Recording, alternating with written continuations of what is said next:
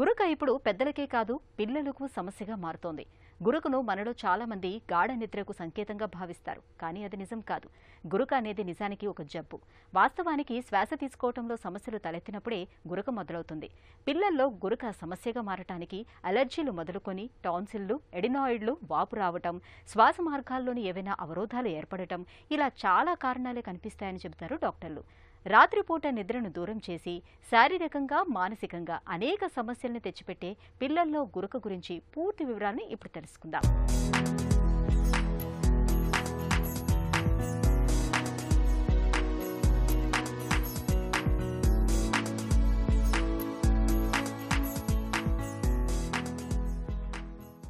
చిన్నపిల్లలు కొన్నిసార్లు ఏడ్చినా ముద్దుగానే ఉంటుంది. కానీ శ్వాస కోసం పసిబిడ్డలు కష్టపడుతుంటే మాత్రం చూడలేం. పిల్లలకు శ్వాస కష్టాల్ని తెచ్చిపెట్టే వాటిలో గురకను ఒక ముఖ్యమైన సమస్యగా చెప్పుకోవాలి. పెద్దల్లో మాదిరే పిల్లల్లోనూ కొంతమందిలో గురక అనేది కనిపిస్తూ ఉంటుంది. దగ్గు, జలుబు వంటి ఇన్ఫెక్షన్లతో బాధపడుతున్నప్పుడు, కొండనాలుక పొడవుగా ఉన్నప్పుడు, టాన్సిళ్లు వాచినప్పుడు, శ్వాసనాళాల్లో ఎక్కడైనా బలహీన ప్రాంతాలు ఉన్నప్పుడు పిల్లలకు గురక అనేది ఒక పెద్ద సమస్యగా మారుతూ ఉంటుంది. ప్రతి 100 మంది పిల్లల్లో 15 మందిలో గురక సమస్య ఉంటుంది. గాలి పీల్చుకోవటంలో ఏర్పడిన ఇబ్బంది వల్ల ఇలా గురక వస్తుంది. ఇది వారి మానసిక, శారీరక ఎదుగుదల మీద ప్రభావం చూపే ప్రమాదం ఉందని డాక్టర్లు చెబుతారు. ఈ రోజుల్లో పిల్లల్లో గురక చాలా కామన్గా చూస్తూ ఉంటాం. పిల్లల్లో గురక రావడానికి కారణం వంశపారంపర్యంగా రావడం కానీ, అంటే వాళ్ళ ఫాదర్ గురక పెడుతున్నారనో లేకపోతే తాత గురక ఉందనో ఇలా అనుకోవటం పొరపాటు. దీనికి మెయిన్గా కారణాలు చాలా ఎక్కువ జలుబు, ఊరికే ఫ్రీక్వెంట్గా జలుబులు చేసినప్పుడు కానీ, అంటే పిల్లల్లో అలర్జీ ఉండటం వల్ల కానీ, ఆస్తమా ఉండటం వల్ల కానీ, వీటి వల్ల కూడా మనం అప్పుడప్పుడు పిల్లల్లో గురక పెట్టడం చూస్తూ ఉంటాం. ఇవే కాకుండా ఎప్పుడైతే పిల్లలు కొంచెం బొద్దుగా ఉంటారో, అంటే ఒబీస్గా ఉంటారో, వీళ్ళల్లో కూడా మనం గురక చూస్తూ ఉంటాం. ఎప్పుడైతే పిల్లలు అప్పుడప్పుడు గురక పెడుతూ ఉంటారో, అంటే జలుబు చేసినప్పుడు కానివ్వండి, లేకపోతే చాలా అలసిపోయినప్పుడు కానివ్వండి, ఎప్పుడైనా ఒక్కసారి గురక వస్తూ ఉంటే దాన్ని పెద్ద పట్టించుకోవాల్సిన అవసరం లేదు. అదే ఎప్పుడైతే పిల్లలు గురక కంటిన్యూస్గా రోజు ఉంటుందో, అంటే ఇర్రెస్పెక్టివ్ ఆఫ్ వాళ్ళ కోల్డ్ ఉందా లేదా అనే దీన్ని లేకుండా ఎప్పుడైతే స్నోరింగ్ కంటిన్యూస్గా ఉంటుందో అండ్ పెద్దవాళ్ళు గురక పెట్టినట్టు ఎప్పుడైతే పెడుతూ ఉంటారో అప్పుడు మనం దీన్ని కన్సిడర్ చేయాల్సిన అవసరం ఉంటుంది. సాధారణంగా పిల్లల్లో గురక సమస్య ఉన్నప్పుడు కొన్ని రకాల లక్షణాలు కనిపిస్తూ ఉంటాయి. పెద్ద శబ్దంతో గురక, శ్వాస అప్పుడప్పుడు ఆగిపోవటం, తిరిగి ప్రారంభం కావటం, నోరు తెరుచుకుని నిద్రపోవటం, శ్వాసలో అసౌకర్యం, ఛాతీ కదలికలు అసాధారణంగా ఉన్నట్లుగా అనిపించటం, నిద్రలో చాలా అసహనంగా ఉండటం, నిద్రలో ఎక్కువగా కదలటం లాంటి లక్షణాలు కనిపిస్తాయి.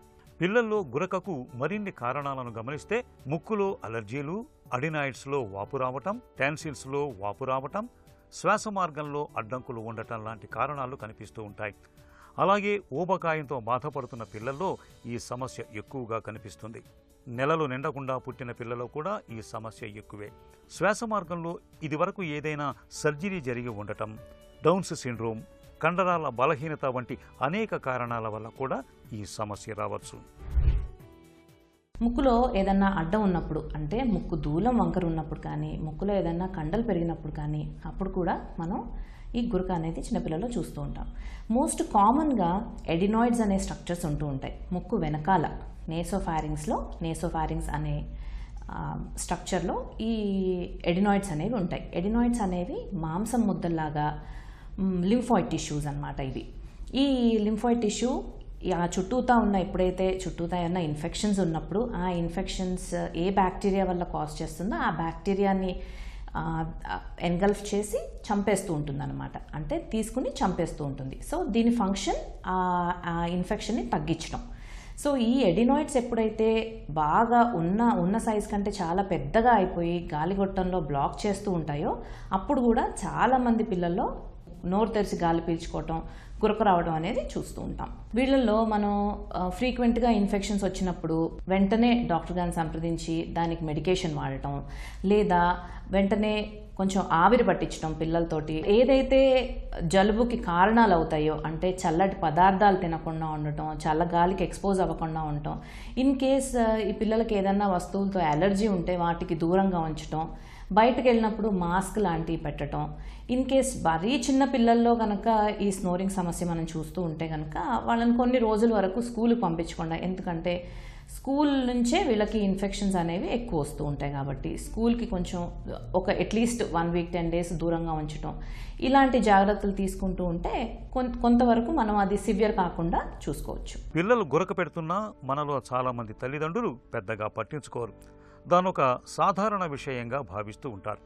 తల్లిదండ్రులకు గురక వలన కలిగే నష్టాలు తెలియకపోవటం వలన గురక పెడుతున్న పిల్లల్లో 1/3 వంతు మంది మాత్రమే వైద్యుల దాకా వెళుతున్నట్లు అధ్యయనాలు చెబుతున్నాయి.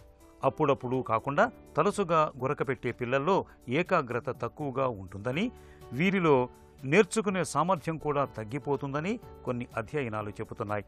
రోజు గురక పెడుతూ ఉంటే పిల్లలు నిద్రలేమికి గురవుతారని, దాని వలన వారు పగటిపూట చాలా అలసటగా ఉంటారని, అందుకే బడిలో పాఠాలు శ్రద్ధగా వినలేరని, చదవలేరని డాక్టర్లు చెబుతారు. అంతేకాదు, వీరిలో పక్క తడపటం, పెరుగుదల లోపాలు కూడా ఉంటాయని వారు హెచ్చరిస్తున్నారు. కాబట్టి పిల్లలు గురకతో బాధపడుతున్నప్పుడు సకాలంలో తప్పనిసరిగా తగిన వైద్య సాయం అందించాలి.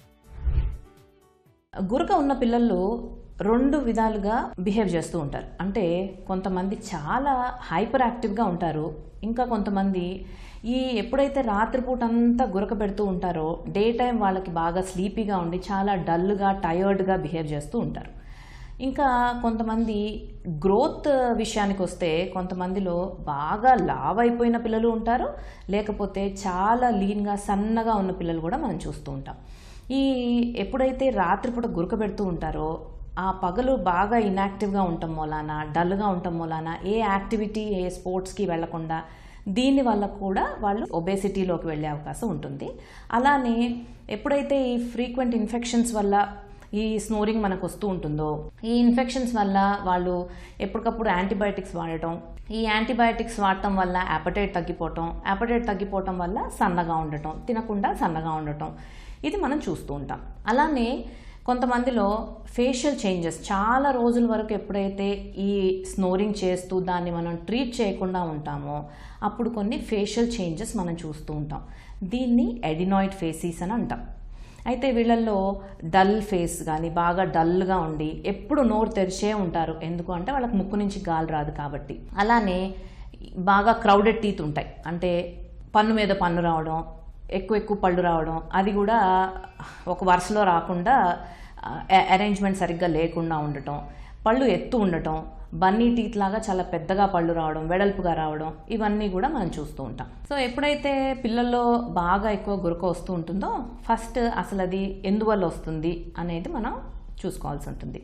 అయితే ఈ ఫ్రీక్వెంట్ ఇన్ఫెక్షన్స్ వల్ల, అంటే జలుబుల వల్ల వస్తుంది గురక అంటే కనుక దానికి రిక్వైర్డ్ మందులు ఇవ్వటం, యాంటీబయోటిక్స్ లాంటివి, లేకపోతే ముక్కులో స్ప్రే లాంటివి, ఎలర్జీ ఉన్న పిల్లల్లో ముక్కులో స్టిరాయిడ్ స్ప్రేస్ అని ఇస్తూ ఉంటాం, అలాంటివి తీసుకోవటం, యాంటీహిస్టమిన్, యాంటీ ఎలర్జిక్ మెడికేషన్స్, ఇలాంటి మెడికేషన్స్ ఇస్తుంటే ఆ ఫ్రీక్వెంట్ ఇన్ఫెక్షన్స్ అనేవి మనం అవాయిడ్ చేయగలుగుతాం. ఈ ఎడినాయిడ్ ఎప్పుడైతే పెద్దగా అయిపోయి ఉంటుందో ఎడినాయిడెక్టమీ ఆర్ టాన్సిలెక్టమీ అనే సర్జరీ చేస్తాం. ఎప్పుడైతే ఎడినాయిడ్స్ చాలా పెద్దగా అయిపోయి ఉంటాయో దాన్ని ఎండోస్కోపీ ద్వారా, కోబ్లేషన్ అనే టెక్నిక్ ద్వారా దాన్ని విజువలైజ్ చేసి, అంటే మనకి ఎండోస్కోప్ నోస్లో నుంచి పెట్టినప్పుడు మనకి స్క్రీన్లో అది టీవీలో కనిపిస్తూ ఉంటుంది ఎడినాయిడ్ ఎక్కడ ఉంది, ఎంతవరకు ఉంది అని. దాన్ని కోబ్లేషన్ అనే అడ్వాన్స్ టెక్నాలజీ ద్వారా తీసేయడం జరుగుతుంది. సో ఎప్పుడైతే పిల్లల్లో గురక ఇనీషియల్ స్టేజెస్లో ఉంటుందో అప్పుడప్పుడు గురక పెడుతున్నారు అనుకున్నప్పుడు దాన్ని నెగ్లెక్ట్ చేయకుండా మందులు కరెక్ట్గా వాడినట్లయితే ఈ మనం గురకని దీన్ని సర్జరీ వరకు తీసుకెళ్లకుండా అవాయిడ్ చేసే అవకాశం చాలా ఎక్కువగా ఉంటుంది. పిల్లల్లో గురకను చాలా వరకు మందులతోటి, జీవనశైలి మార్పులతోటే నయం చేయొచ్చు. పిల్లల్లో గురక ఎందుకు వస్తుందో తెలుసుకుంటే చికిత్స చాలా సులభం. పిల్లల గురకను రికార్డు చేసి చూపించటం వల్ల డాక్టరుకు వ్యాధి నిర్ధారణలో చాలా ఉపయోగకరంగా ఉంటుంది. ఒకవేళ అడినాయిడ్స్, టాన్సిల్స్లో వాపు ఉండటం వల్ల గురక వస్తుంటే వాటిని సర్జరీ ద్వారా తొలగించాల్సి ఉంటుంది. అలర్జీల వల్ల గురక వస్తుంటే వాటిని మందులతో అదుపు చేయవచ్చు. టాన్సిల్స్, అడినాయిడ్స్ సమస్యలు ఉన్నప్పుడు సర్జరీ తప్పనిసరి. పిల్లల్లో కనిపించే గురకను అశ్రద్ధ చేయకూడదు. ఇది పిల్లల పెరుగుదల మీద తీవ్రమైన ప్రభావం చూపుతుంది. కాబట్టి గురక పెడుతున్న పిల్లలకు వీలైనంత త్వరగా చికిత్స అందించటం మంచిది.